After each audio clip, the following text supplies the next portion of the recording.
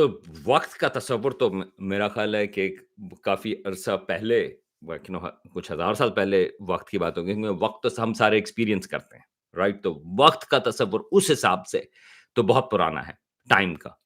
लेकिन जो अभी हम हाल ही में पिछले 100 साल या सवा 100 साल में जो बात करते हैं, वो आइंस्टाइन की थ्योरी के हिसाब से बात करते हैं टाइम, स्पेस एंड टाइम की। और वो भी कॉन्सेप्ट पहले भी मौजूद था कि टाइम जो है वो रिलेटिव है या क्या कहते हैं अ, एक स्टेबल चीज़ है।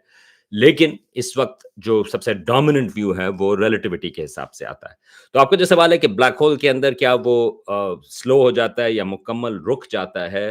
तो अगर आप उसके करीब जाएँगे ब्लैक होल के तो आपका टाइम स्लो हो जाएगा और उसकी वजह जो है वो ग्रेविटी है, क्योंकि जो आइंस्टाइन की जनरल थ्योरी ऑफ रिलेटिविटी है, उसके हिसाब से जो हमारी कायनात है, उसकी जो प्रॉपर्टी है, वो स्पेस और टाइम कनेक्टेड है।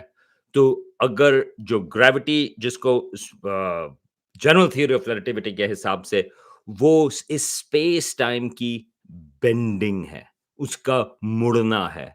तो जब वो मुड़ती है, किसी भी ऑब्जेक्ट के हिसाब से, तो वो ना सिर्फ़ स्पेस को बेंड करती है, बल्कि वो टाइम को भी।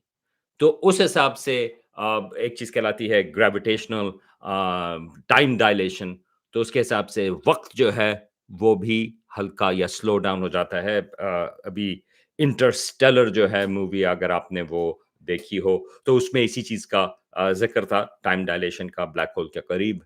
और क्या उसके करीब बिल्कुल रुक जाता है, तो वो दैट इज़ ट्रू किसके हिसाब से, राइट? आई मीन इसमें जो है वो रिलेटिव चीज़ है। तो हमारे हिसाब से वो जो बात होती है कि अगर आप एक एस्ट्रोनॉट को अंदर जाते हुए देख रहे हैं, तो आपको इन्फिनिट टाइम लगेगा।